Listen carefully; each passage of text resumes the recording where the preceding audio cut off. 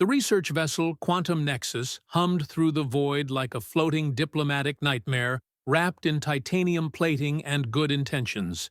Before we begin, YouTube shows me that 93% of you haven't subscribed yet. Subscribing is free, it really supports our community, and I'd love for you to be part of it. Also, drop a comment and let me know where you're watching from. Captain Irina stood on the bridge, watching the star field blur past, while internally calculating how many ways this joint expedition could go catastrophically wrong. So far, she'd counted 38 distinct scenarios that ended with her crew being eaten, and the day was still young.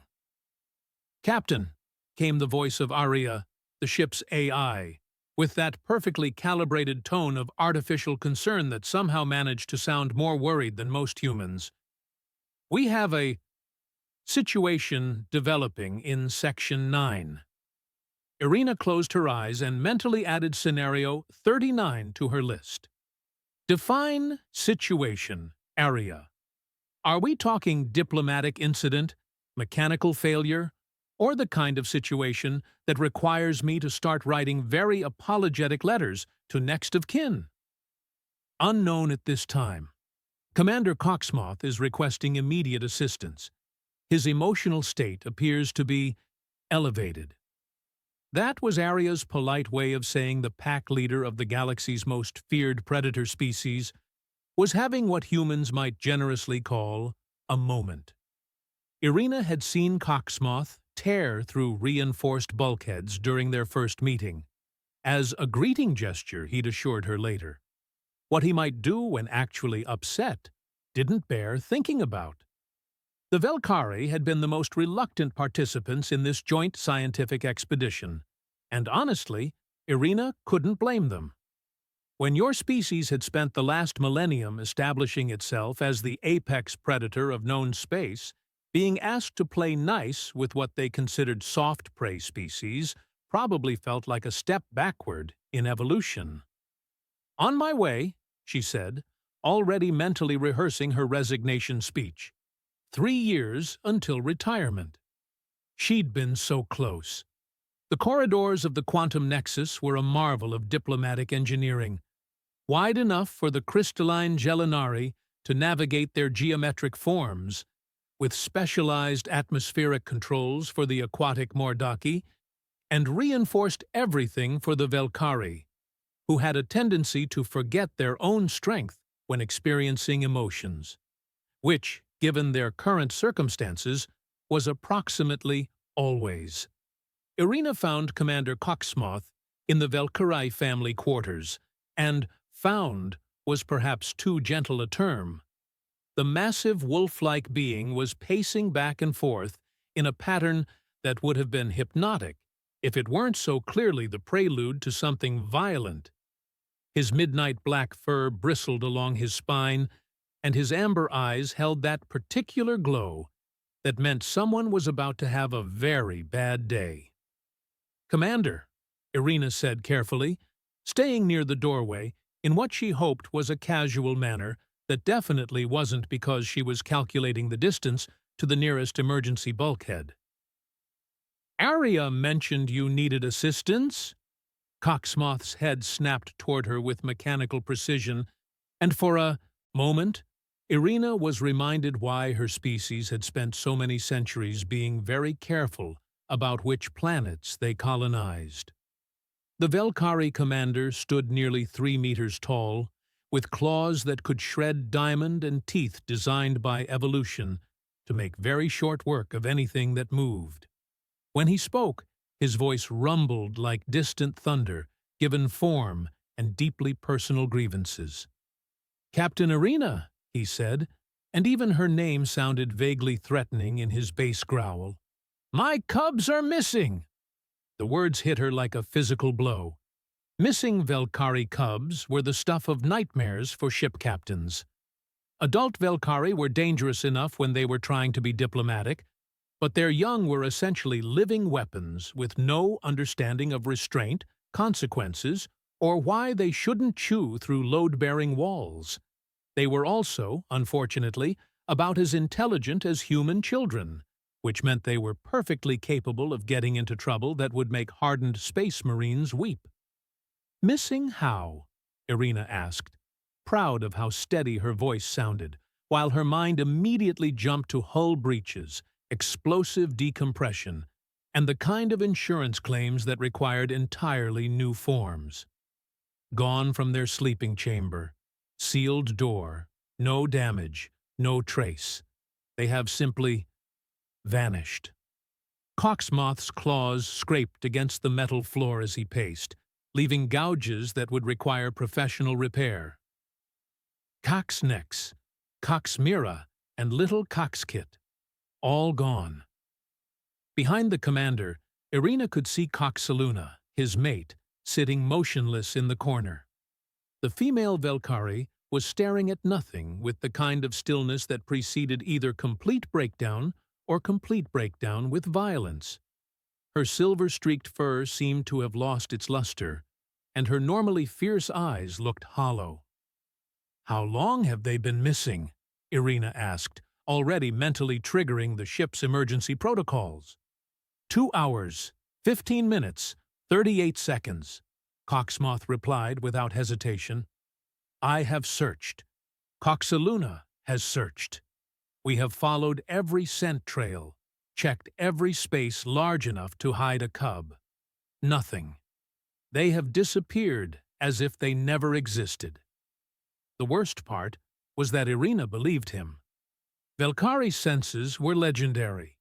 They could track a target across star systems by scent alone and hear a heartbeat through reinforced walls. If Coxmoth couldn't find his cubs, then either they had left the ship entirely, which was impossible, or something had happened to them that she really didn't want to think about. "Aria," she called out, "initiate Code Yellow lockdown. Nobody leaves their quarters without escort, and I want a full sensor sweep of the entire ship. Focus on life signs that match Velkari juvenile parameters." "Lockdown initiated, Captain. However, I should note that standard sensors may not be effective for this search. Velkari cubs possess natural electromagnetic dampening abilities that allow them to avoid detection when they choose to hide." Of course they did, because regular missing children weren't challenging enough. These were missing children who were evolutionarily designed to be invisible to technology when they didn't want to be found. And they had claws. "What about the security cameras?" Irina asked, though she suspected she already knew the answer.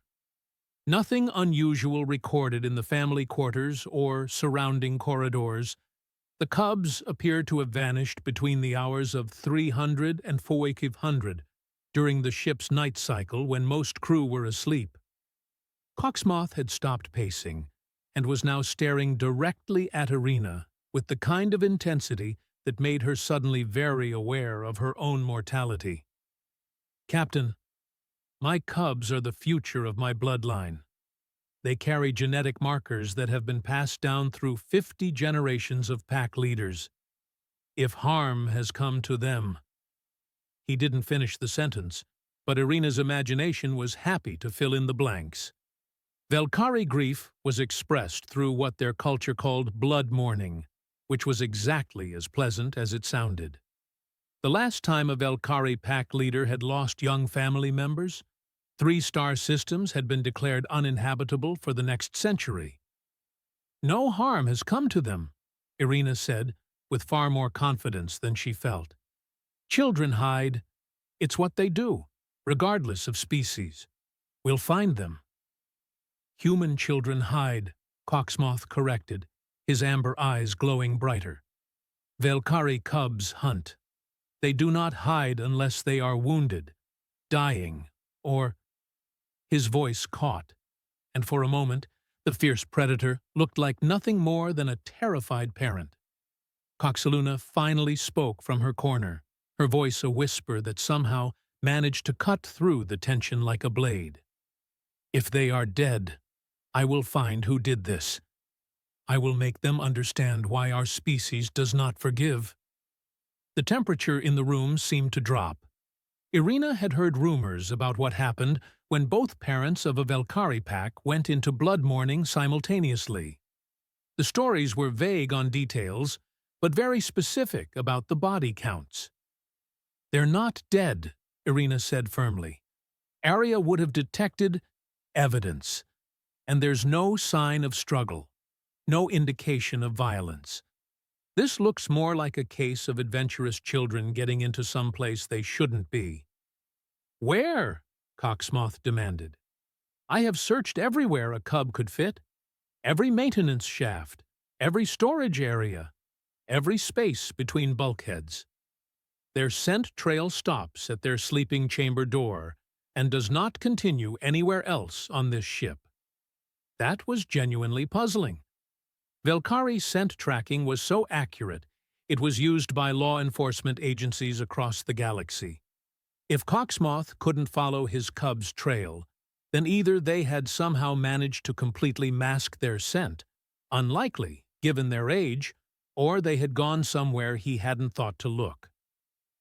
"I'm calling in my full security team," Irina decided. "And I want every crew member accounted for. If someone has taken the cubs, they're still on this ship, and we'll find them." "And if someone has harmed them?"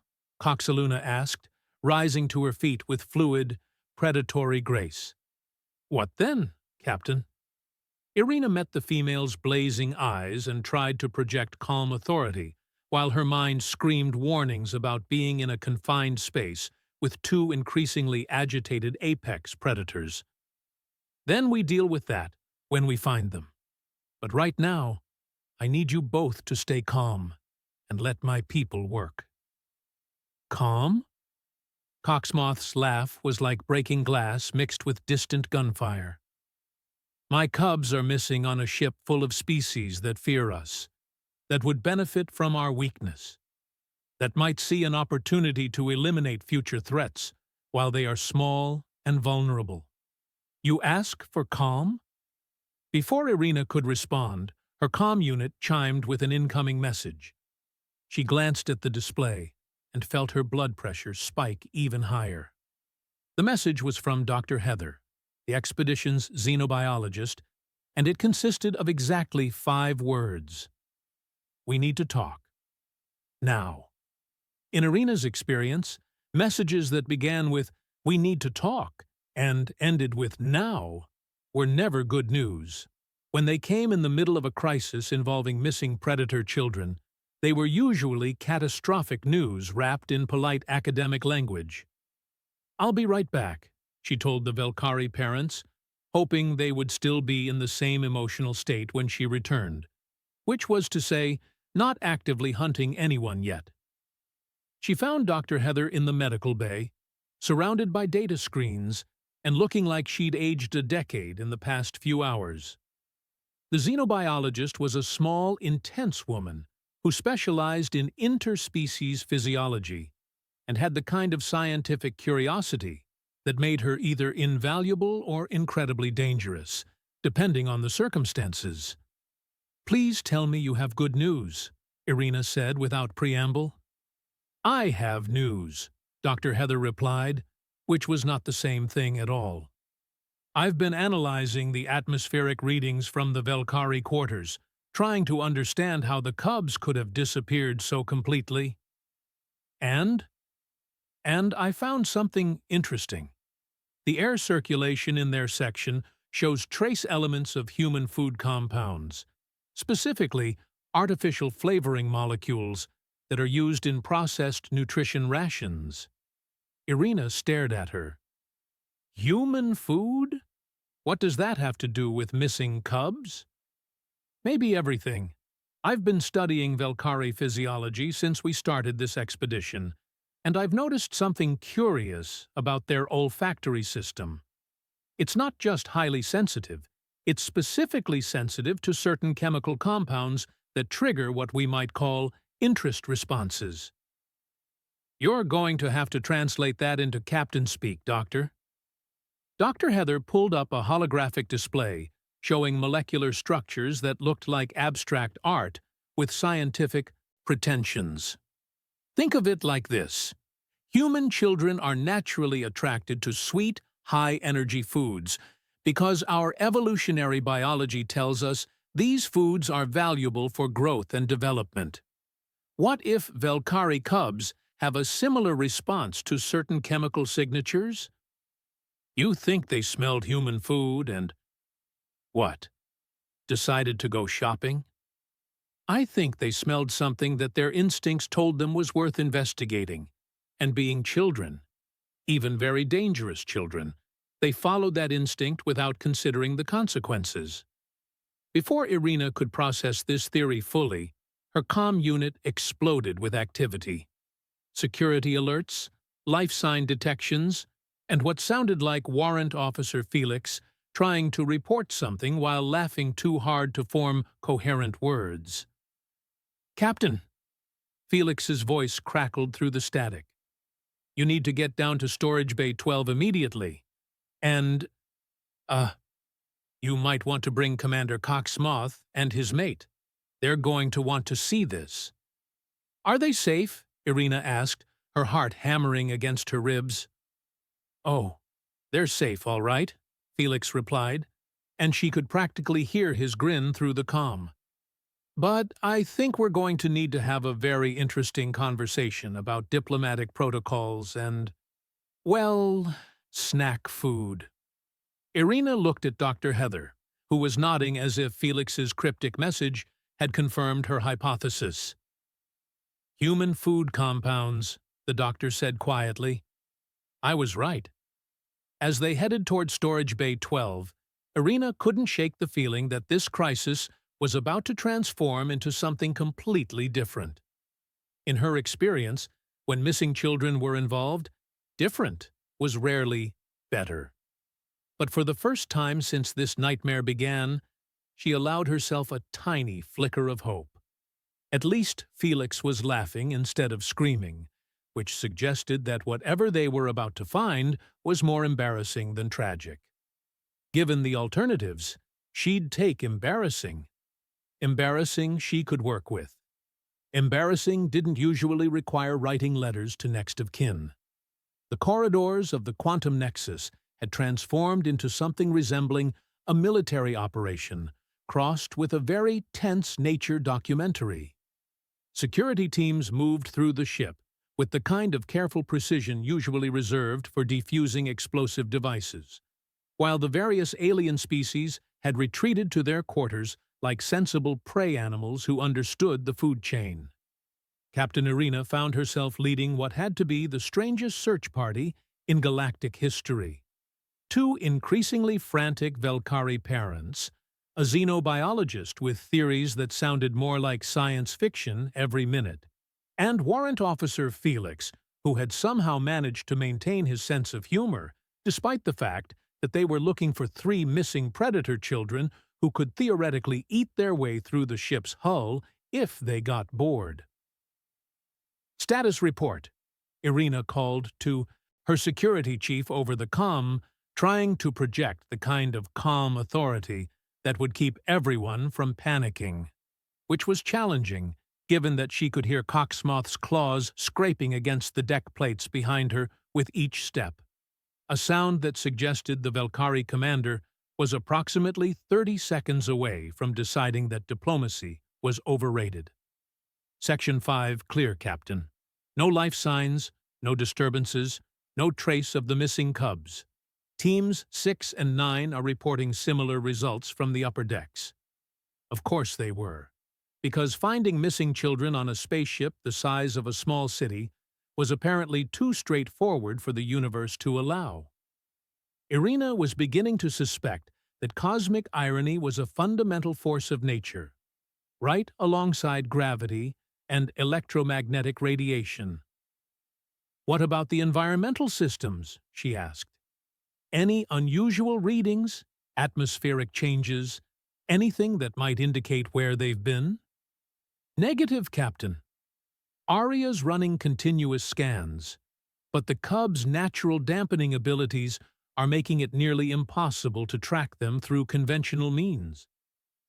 Behind her, Coxaluna made a sound that was part whimper, part growl, and entirely heartbreaking.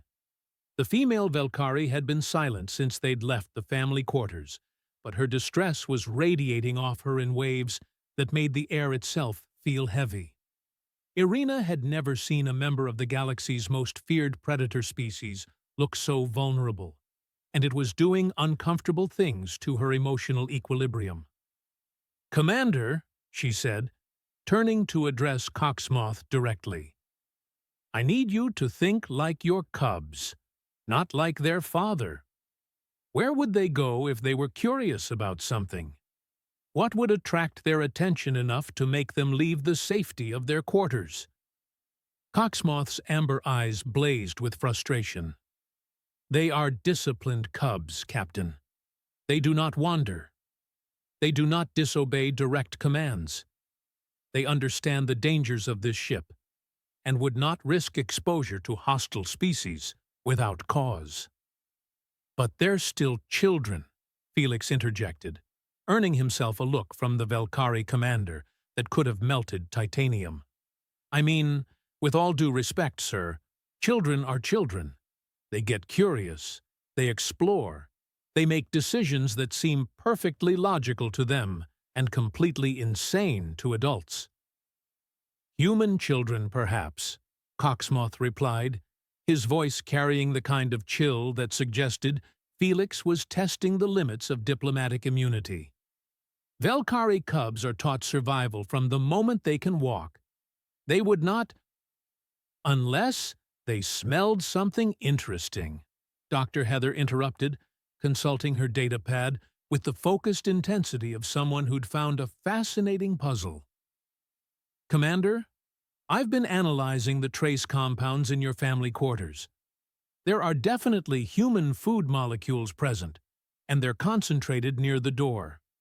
Your cubs didn't just smell our rations, they were investigating them." The silence that followed was broken only by the hum of the ship's engines and the increasingly rapid sound of claws on metal as Coxmoth processed this information. His pacing had evolved from anxious to predatory, and Irina found herself calculating the distance to the nearest emergency bulkhead. "Again. You are suggesting," Coxmoth said slowly, "that my cubs, descendants of the apex predators of known space, were lured away by processed food?"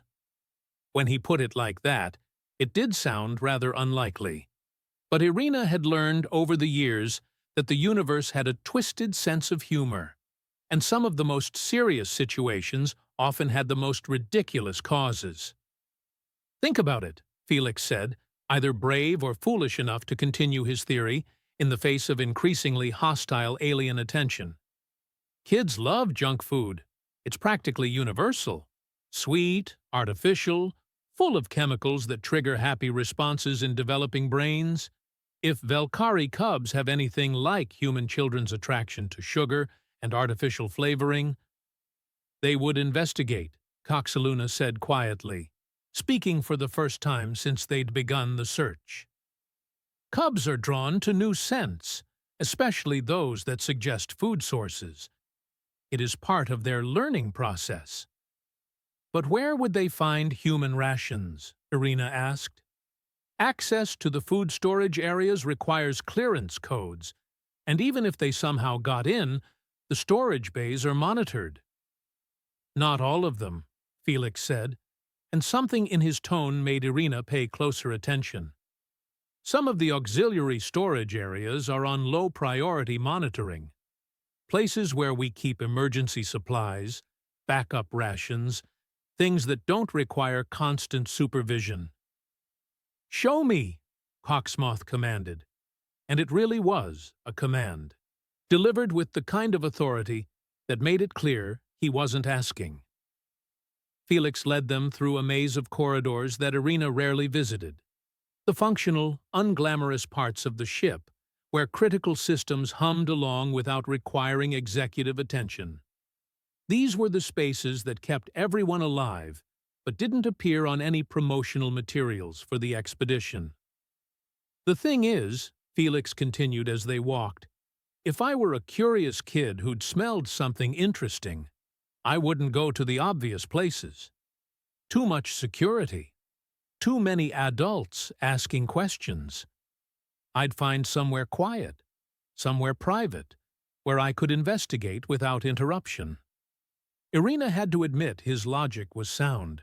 She'd done her share of unauthorized exploring as a child, and the appeal of off-limits areas was universal.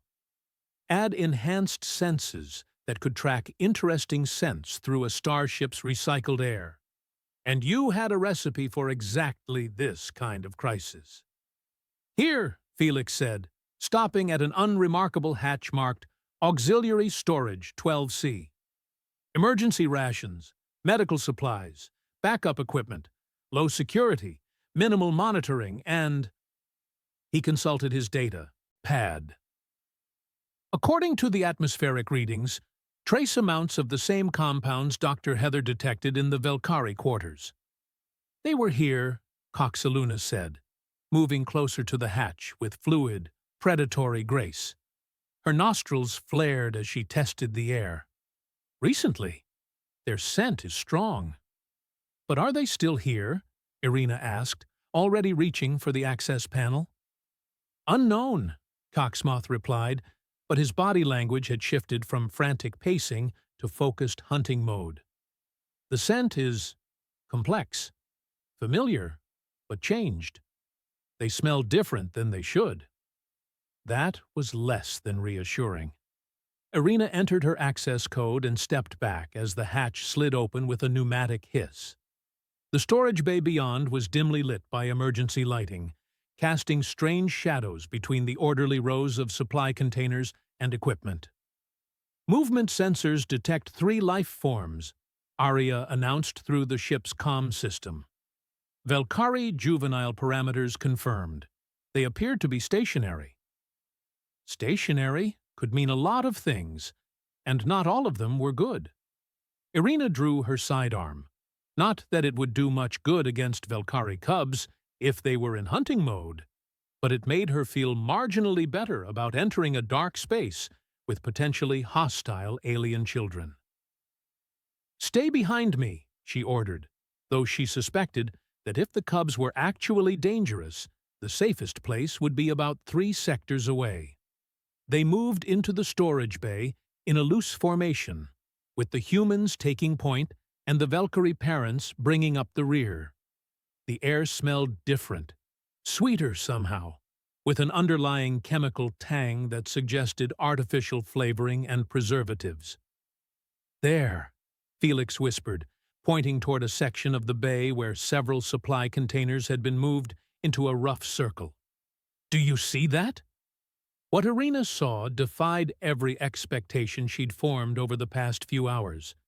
Instead of cowering cubs or evidence of some terrible accident, she found herself looking at what could only be described as the aftermath of the galaxy's most unlikely party. Scattered around the makeshift circle were torn packages, empty containers, and what appeared to be the remnants of enough human rations to feed a small army. The sweet smell was overwhelming now, and she could see smears of various colors on the supply containers: chocolate brown, strawberry pink, and something that might have been vanilla pudding. "Are those—" she began, then stopped as her brain caught up with what her eyes were seeing. "Birthday cake flavor," Felix confirmed, picking up an empty package. "And strawberry delight. And is that bubblegum-flavored protein paste?" "My cubs," Coxmoth said, his voice carrying a mixture of relief, confusion, and what sounded suspiciously like embarrassment. "What have they done?" The answer came in the form of a small sound from deeper in the storage bay. Not a growl or a snarl, but something that sounded almost like snoring. Irina followed the sound past the circle of devastation to where 3 small forms lay curled together behind a stack of medical supplies. The missing Velkari cubs were fast asleep, surrounded by empty food packages and looking about as threatening as particularly large puppies.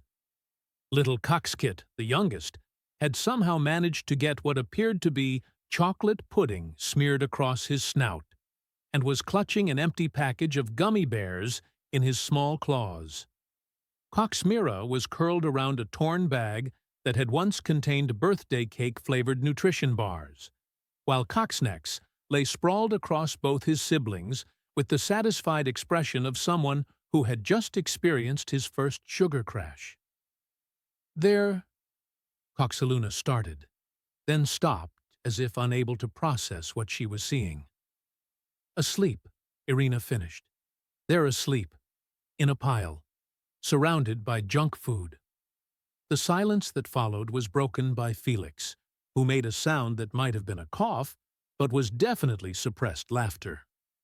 "I think," he said carefully, "we may have just witnessed the galaxy's first case of interspecies food poisoning. The good kind." Coxmoth stared at his cubs with an expression that cycled through relief, confusion, and something that might have been the beginning of parental mortification. "They raided your supplies," he said slowly, as if testing the words to see if they made sense. "They broke into your storage bay and ate your processed food?" "A lot of your processed food," Felix corrected, surveying the damage. "I mean, seriously, how did they even open some of these packages? These claws are better than any can opener I've ever seen." As if summoned by the sound of voices, Coxkit stirred in his sleep and made a small, contented sound that was definitely a purr. The youngest cub nuzzled deeper into his makeshift nest of empty candy wrappers, completely oblivious to the panic he and his siblings had caused. "They're alive," Coxaluna said, and the relief in her voice was so profound it was almost tangible. "They're safe, they're alive, and they're completely unconscious from sugar overload," Dr. Heather finished, moving closer to examine the cubs with professional interest. "This is actually fascinating from a xenobiological perspective. I had no idea Velkari physiology could process human artificial sweeteners." "Neither did I," Coxmoth admitted, and for the first time since the crisis began, he sounded more like a confused parent than a terrifying predator. "This behavior is unprecedented. Velkari cubs do not typically indulge in recreational eating."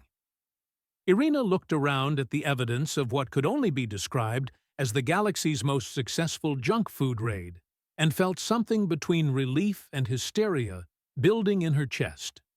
They'd spent hours searching for missing predator children, fearing the worst, mobilizing security teams, and preparing for diplomatic disasters, only to find that the cubs had essentially staged a sleepover party in a storage bay. "So, let me get this straight," she said, trying to process the situation. "The most feared predator species in known space has children who broke out of their quarters, somehow got into a restricted storage area, and spent the night having what appears to be a sugar-fueled feeding frenzy with human junk food." "That appears to be an accurate summary, yes," Arya confirmed through the comm system, although I should note that feeding frenzy may be too strong a term. Based on the distribution of empty packages, it appears the cubs were actually sharing the food, rather than competing for it. Felix made that coughing sound again. "They were having a party," he said. "The most dangerous children in the galaxy snuck out to have a party with stolen snacks." The implications were staggering and hilarious, and potentially revolutionary for interspecies relations, depending on how you looked at it. "We need to wake them up," Coxmoth decided, moving toward his sleeping cubs with the careful steps of a parent who dealt with cranky children before. "And then we need to understand how this happened and ensure it does not happen again."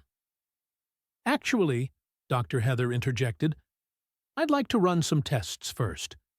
If Velkari cubs can safely consume human food, especially processed foods with high sugar content, This could change everything we know about interspecies dietary compatibility. As they stood in the storage bay, surrounded by the evidence of the most successful jailbreak in galactic history, Irina found herself wondering if this was how most diplomatic breakthroughs happened. Not through formal negotiations or careful treaties, but through children doing something completely unexpected and somehow making it work. The cubs slept on, blissfully unaware that they'd just redefined what it meant to be apex predators. And somewhere in the back of her mind, Irina was already composing the incident report that would either make her career or end it completely. Either way, it was going to be interesting. Waking up 3 sugar-crashed Velkari cubs turned out to be significantly more challenging than finding them had been. Little Coxkit was practically comatose, his small body limp as a rag doll, while chocolate residue painted his whiskers in abstract patterns. His siblings weren't much better. Coxmira kept making sleepy, chittering sounds every time someone tried to rouse her, while Coxnex had somehow managed to wrap himself around an empty candy wrapper like it was a security blanket. "This is not normal behavior," Coxmoth muttered, gingerly attempting to extract his eldest son from what appeared to be a cocoon made of birthday cake-flavored packaging. "Velkari cubs do not sleep this deeply, or this contentedly." Dr. Heather was practically vibrating with scientific excitement as she took readings with her medical scanner. Their metabolic rates are completely different from baseline. Heart rate elevated but steady, brain activity showing patterns consistent with deep satisfaction, and their digestive systems are processing compounds that should theoretically be toxic to their species. "Should we be worried?" Irina asked, watching Coxluna attempt to wake her daughter by making soft parental sounds that somehow managed to be both menacing and adorable. "On the contrary," Dr. Heather replied, checking her readings again. "They appear to be experiencing what humans would recognize as a food coma. Complete relaxation, elevated mood indicators, and based on the residual chemical traces, they've been producing significantly higher levels of satisfaction hormones than we've ever recorded in Velkari physiology."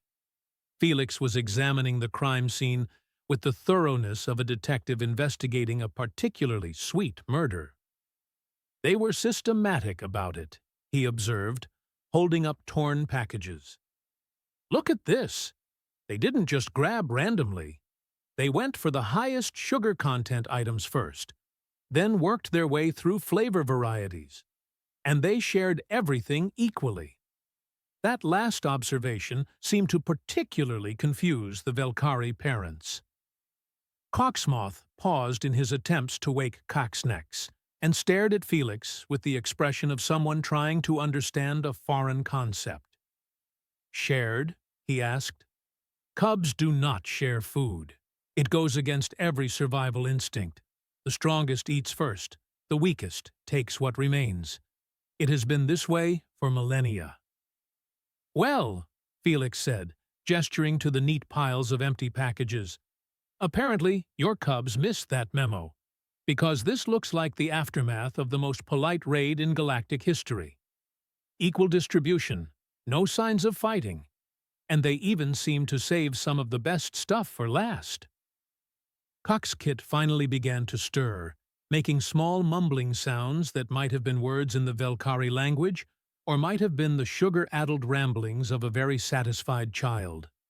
His amber eyes opened slowly, focused on the worried faces surrounding him, and he immediately broke into what could only be described as the most adorable smile ever produced by a creature capable of shredding battle armor. "Sweet, taste, good," he announced in heavily accented standard, then immediately tried to go back to sleep. The silence that followed was profound. Captain Irina found herself looking at a scene that challenged everything she thought she knew about interspecies relations, child psychology, and the fundamental nature of predator behavior. Three of the galaxy's most dangerous children had apparently discovered junk food, decided it was better than anything in their natural diet, and had responded by having what amounted to a slumber party. It was, without question, the most ridiculous diplomatic crisis she'd ever encountered. And somehow, it felt like the beginning of something much bigger than missing cubs and unauthorized snacking. What followed could only be described as the most awkward family meeting in galactic diplomatic history. The cubs, now fully awake and displaying energy levels that made hyperactive human children look sedated, were bouncing around the storage bay with the kind of enthusiasm usually reserved for religious experiences or severe chemical imbalances. "More sweet food," Coxkit declared, attempting to climb a supply container with the determined persistence of someone who had discovered that the universe contained flavors beyond raw meat and bitter herbs. "Where more sweet food hiding?" His siblings were equally animated.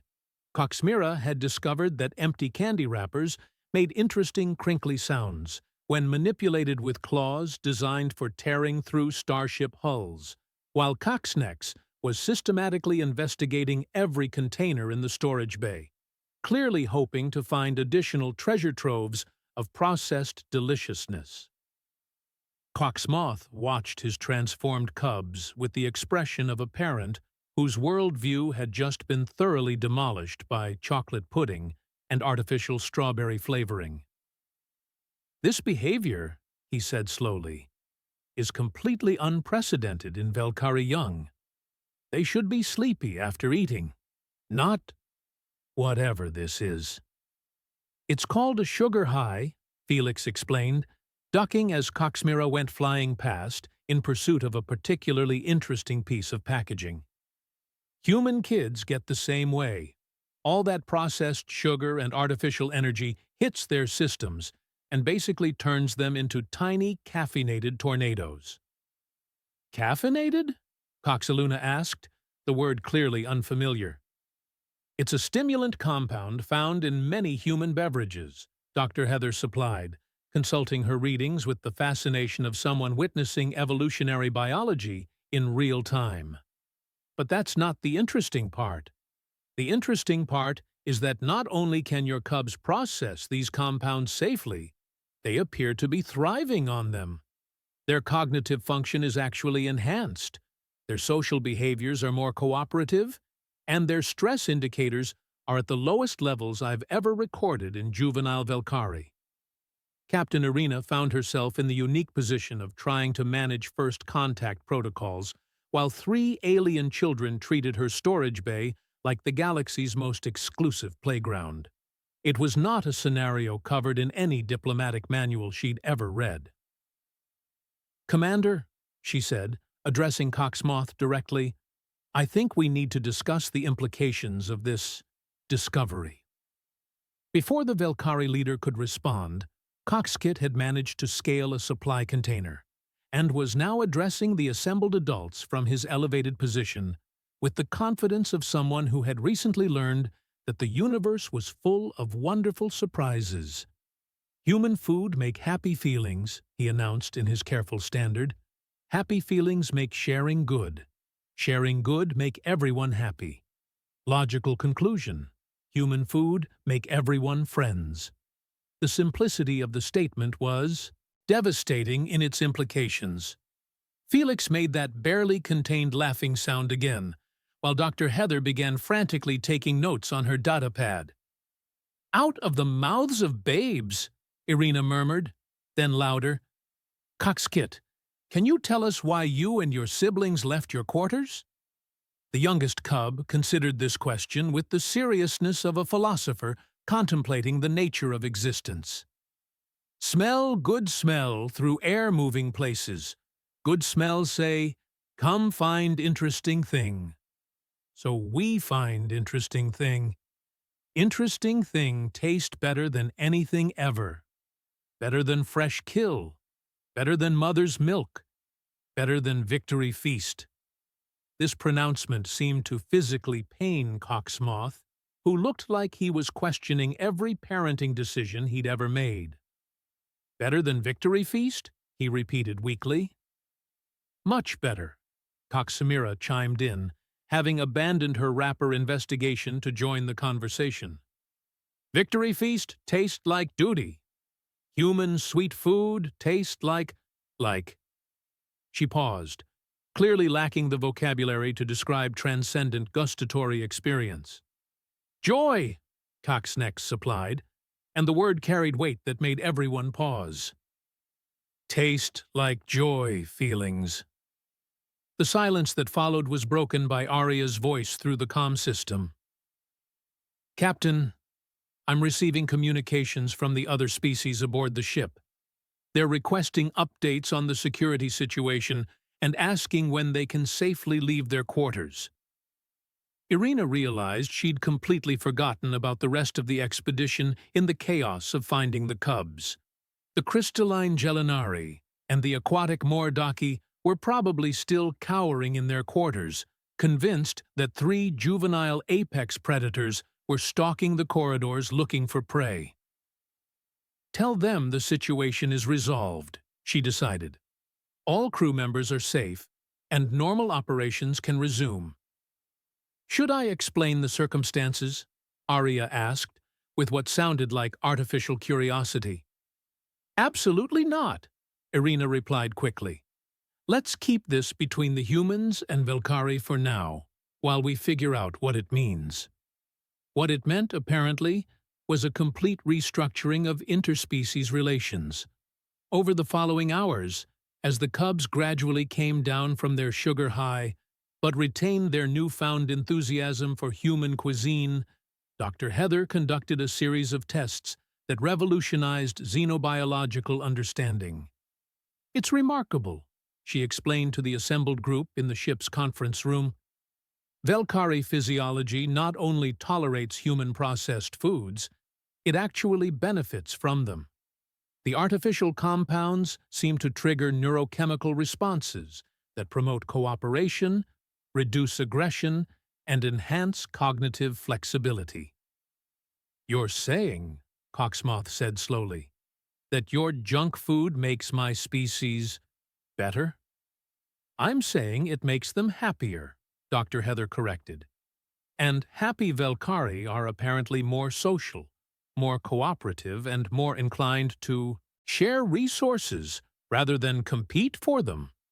The implications were staggering. Felix was already calculating trade possibilities, while Irina was trying to wrap her mind around the fact that humanity's greatest contribution to galactic civilization might turn out to be artificially flavored snack foods. "There's more," Dr. Heather continued. "The cubs' behavior suggests that these neurochemical changes could be permanent. They've essentially rewired their social instincts through dietary modification." As if to demonstrate this point, the 3 cubs chose that moment to enter the conference room carrying what appeared to be a carefully constructed peace offering. A plate of ship's crackers that they'd somehow decorated with the remnants of various candy coatings. "We make gift food," Coxkit announced proudly. "Share with all friends. Human food teach us sharing, make everything better." They presented their creation to the adults with the solemnity of diplomats offering a treaty, and Irina realized she was looking at the future of interspecies relations, not through formal negotiations or careful protocols, but through the simple act of children sharing what made them happy. Commander Coxmoth accepted a decorated cracker from his youngest son and took a careful bite. His expression shifted from resigned duty to surprised consideration, to something approaching wonder. "It is," he said quietly. "Actually quite pleasant." And in that moment, Captain Irina knew that her incident report was going to change the galaxy. Not through warfare or conquest or technological advancement, but through the revolutionary discovery that sometimes the path to peace ran through a shared appreciation of really good junk food. The cubs beamed with pride, and somewhere in the ship's databanks, Arya began calculating how much chocolate pudding it would take to achieve lasting galactic peace. The answer, as it turned out, was surprisingly reasonable.